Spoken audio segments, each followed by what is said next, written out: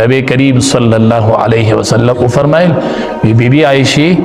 دا خلق چې د قیامت په ورځ را پاسي کنا حفاتن عراتن عرلن دا به بربند ټول را رواني میدان محشر ته خپیاب لخپیب چا سره به پیزاروم دی ښه دا کپڑے برا سره نه ښه دا صادری بنی دا پګړې بنی اس پم دی حفاتن عراتن عرلن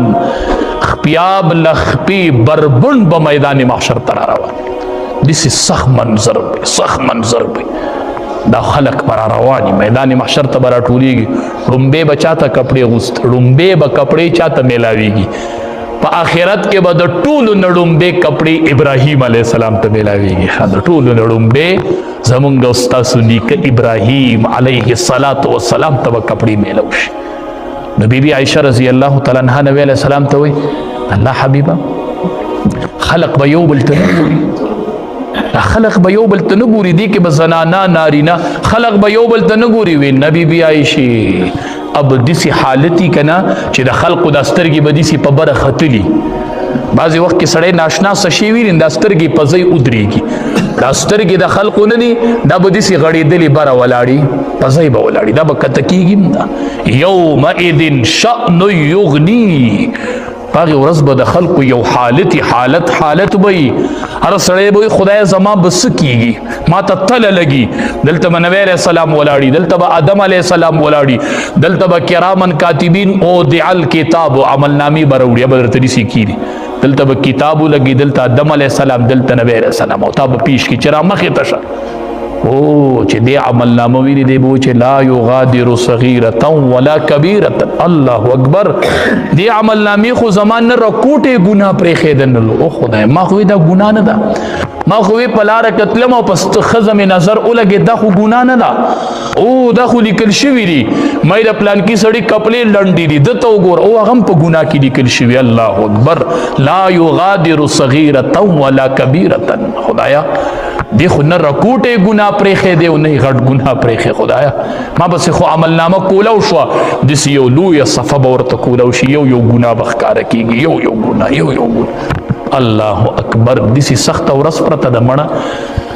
زامن المال والبنون په زامنو دسی ډیر مدوکه کېږي خزینت الحیات الدنیا الله وی دا د دنیا زینت ته پدې ړمک لکوي پدې ړمک لکوي ځان د اخرت ګټو کې د دواړو جهانو سردار فرمایي وی لا یلج النار رجل بکا من خشیت الله الله هغه سړی جهنم ته نه داخلي چې د الله د یری د وجه نه د هغه د سترګې نه اوښ کوبیږي صرف د الله د یری د الله لوی ورته یاد شي د الله مخې ته ودرېدل ورته یاد شي چې الله ته به حاضري کومه بکا من خشیت الله نو دې ویریږي د یری د الله د وجه نه په جړه شي دې سیده اوښ کوي را روان شي چې دا اوخ د الله د یری د وجه نه وروتله دا سړی الله جهنم ته نه داخلي حتی یعود اللبن فی الزرع چې سړی پی د څاروي نه الوشي دا پی دوباره غولان ستتلی شي څنګه چې وایي دا پی نبی علیه السلام وایي دوباره غولان ستنه شتلی نو داسې چې کومې سترګې د الله د یری نه اوښ کتوی کړي دا جهنم ته نه شتلی چې د الله لوی ځان ته کله ناکله یادوه خوشي ځای کې کېنه سترګې پټوه وایي زه مړ شوم اعلان شو زما نوم واغستی شو پلان کې د پلان کې زوی وفات شو نن به په پلان کې ټیم جنازه وای زما جنازه وته خلق را له غسل راکې څوک می په یو طرف پړی څوک په بل طرف څوک وی ما ولا کپن راوړې دي څوک وی ما ولا راوړې څوک وی زه ولا پیټای جوړوم څوک وی سترګې غړې دلی دي څوک وی دا رنگ تور شوی دی دا خبرې را باندې خلکو شروع کړي زمړې زما کټو چت شو خلک وی تیزی موړی په قلاره وړي موتو قبل ان تماتو نبی علیہ السلام وی د مرګ نمخ کې مړ شي د مرګ نمخ کې مړ شي د مرګ نمخ کې ځان مړ تصور کړي چې زه مړ شم او ما باندې چې د پلان کې پیسې وي ما چې د پلان کې نظم کلاندې کړي و او ما سره خو حساب شروع شو او ما خو دغه پیسو فکر نو کړي په ما خو قرض دی په ما خو پر دې حق دی اوس پسې چل کوم او قبر ته کوس کړم حساب شروع شو د الله دربار کې مې حاضری ولګېدله ملائک را لاله ناشنا مخلوق را باندې راغی نه مور شته او نه خور شته او نه پلار شته ځان ته اخرت یادو نبی علیہ السلام فرمائی که ما ته سپت ده کدا تاسو ته معلوم شو لزحکتم قلیلا ولبکیتم کثیرا، خندا به ډیره کمه کوي او جړه به ډیره سیوا کوي. ستاسو چې خندا سیوا ده او جړه کمه ده کامیاب نه یې. هله به کامیابیږي چې د دې سترګې نه اوښکه ډیره بهیږي، جړه ډیره شي او خندا کمه شي.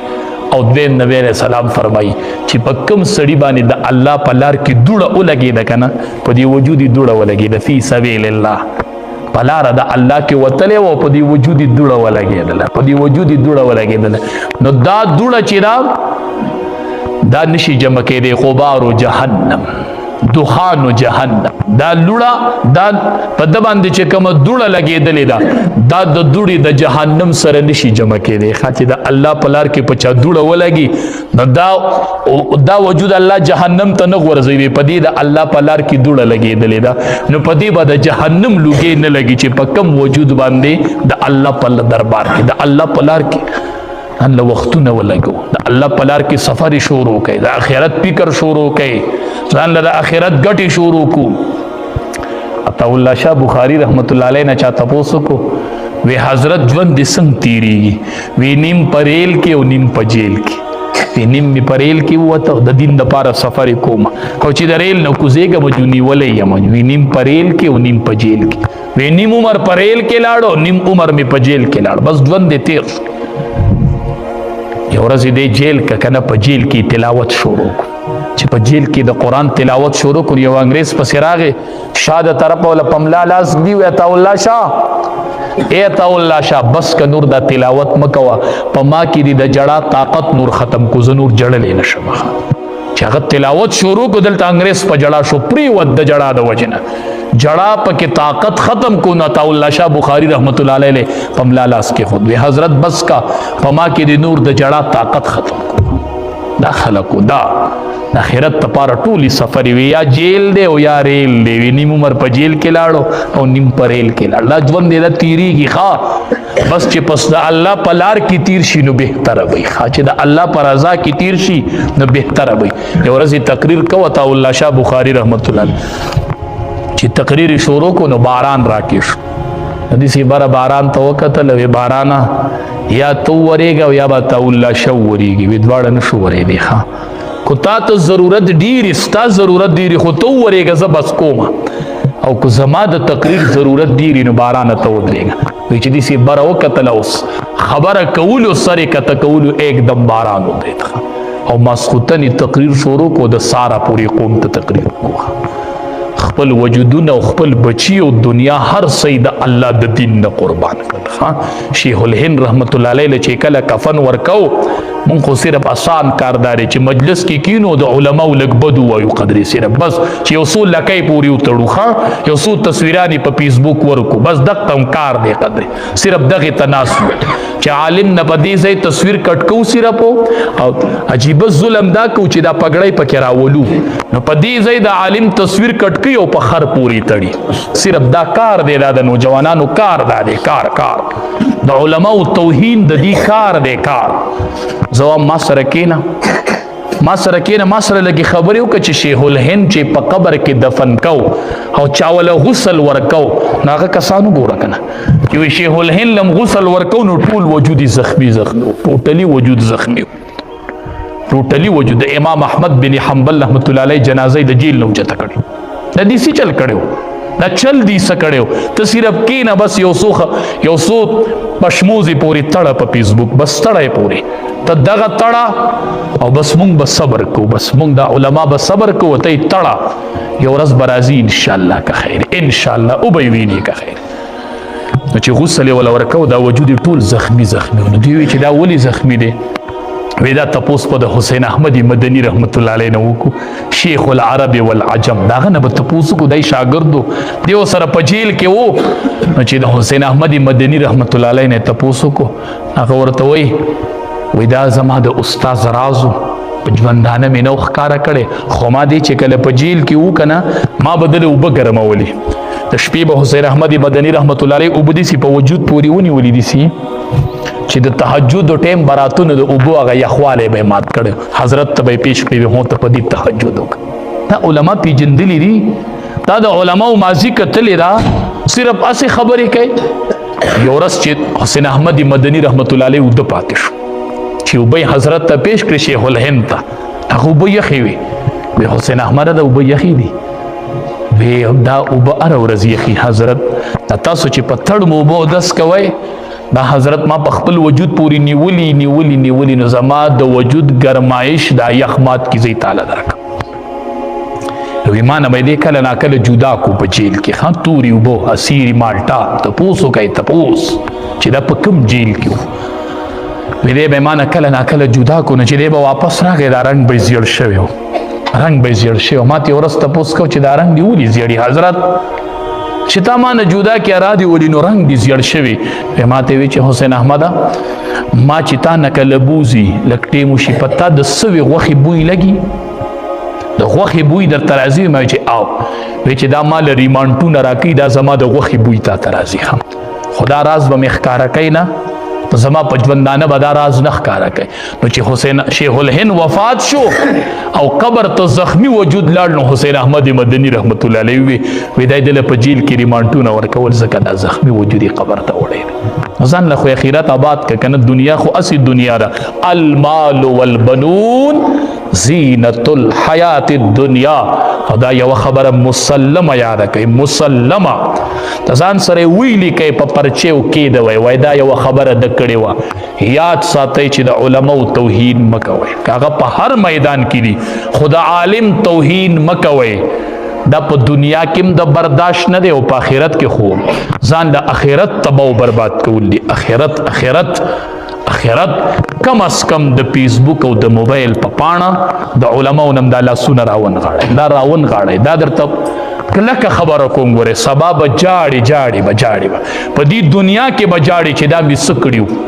نو د علماو د توهین د جبې راون غاړي لاسونه راون غاړي خپل بچی راون غاړي. وای علما د قوم خیر خوا دي په دې منبر چې څوک کینی کنه دا د قوم بدخوا کې دي چې په دې منبر کې نه مو تاسو ته غلطه خو نه وکم زه به خدای له څه جواب ورکوم چې په دې مسله ودرېږي او قوم ته غلطه خو نه کوي دی به خدای ته ودرېږي کنه. دا مسله د چاوا دا منبر دا د حسنینو د بابا منبر دی خان دا د چا منبرو دا د هغه حسنینو د بابا منبر دی چې یو میاش پتی دشمن لري وروب په ورزید وی نبی علیہ السلام ورځ عمر فاروق رضی الله تعالی عنہ تقریر کو د نبی علیہ السلام نو سیر راغی وی کوش زما د بابا د منبر نو ته ولی زما د بابا په منبر تقریر ک اترا کوش وی دا خبره درته چا کړی نه خپل خبره د زما د بابا منبر نه دی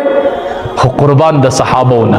نبی علیہ السلام منبر چې درې پاونه وخا نو نبی علیہ السلام په دې درېمه پاونه کې نصبر نو چې کله وفات شو نو ابوبکر صدیق رضی الله تعالی عنہ بیا په دویمه پاونه کې نه د مرګ پوری په درېمه پاونه نه دی ناس خاوی په دې امام الانبیاء ناس او چې هغه وفات شو نو عمر فاروق رضی الله تعالی عنہ په درېمه پاونه کې نه په دې دویمه ابوبکر صدیق ناسوخه دسی ادب او احترام صحابه ویزوخه چې تقریر پې کوا دا بیا کېناست تقریر شروع کو خلق ته وی دا راکوز زکه شوما چې دا چا د بابا منبر وغیرہ ته وی چې مکه په تقریر جرا کوش اوس راته بیا وی چې زکه و په جو بیا د حسنینو د بابا منبر دی بیا په تقریر کوما دا د حسنینو د بابا منبر دا امانت ته څنګه چې ستا سنت تپوس کیږي دسی به زمونږ د علماو د دې منبروم تپوس کیږي خا د دې مصلی برانم کیږي. الله دې مونږ له اول د عمل کولو توفیق راکړي. قیامت کې به یو کس دا کلمې به بار پرتی او دی به دې سي ګرځي په کلمو به دې سي ګرځي غیر چا پیر خلق بوله راشي بچ هغه نه وي هغه مونږ ته چې به دې خېخي خبرې کوي ته خو هغه نه وي مونږ ته چې به دې وي دا کوي او دا مکوي دې ورته غیم کنه التقریرونه چې به دې مونږ ته کول هغه نه هغه یم کنه نو دا ولې دې ورته ما به تاسو ته وی او په خپل به مې په عمل نه کونن مې دا حال خدای زمون عمل نسو کې خدای مون خوایو خدایا د دې خلقو چې په مون علماء کم ګمان دي خدای مونږه هغه شانته جوړ کې خدایا دی وې دا نیکان دي خدایا د دې نیت دالي خدای مونږ دې ته مختورن کین په دنیا او په آخرت کې خدایا مونږ باندې دې حالت مراولې خدایا زمون د ټول آخرت آباد کې خدایا آخرت هم آباد کې خدایا دنیا کې د چا څه پریشانی دي خدایا مالی دي جانی دي ځوانان دي بیماران دي خدایا رشتہ رشتي نشته دی رشتي شته دی خدای خو اولاد نشته نیک عمل او صالح اولاد ولا ورک یا الله د چا رشتي نه د جوړ رشتي نیکانی رشتي ولا ورک خدایا یا الله د بچی د ټول د والدینو تابعدار کې خدایا د والدینو نوکران کې خدایا د والدینو خدام کې خدایا د دې ځوانانو په ځوانو کې برکت ورواچ ځوانانو ځوانین په دین زړې کوي ښا د عرش تلان دي چې اوه کسان ولاړي په یې کې یو شاب نشأ فی عبادت الله هغه ځوان وي چې په ځوانۍ کې د الله عبادت کړي ښا ځوانانو ځواني د عبادت ټیم دی یا الله د دې ټولو ځوانۍ په عبادت زړې که خدایا دې علماو سره چې دا څومره خلق مینه کوي مونږ سره کوي نورو سره کوي خدایا د عامه او د کمانه راشي خدایا پیسې ټیکټونه وختونه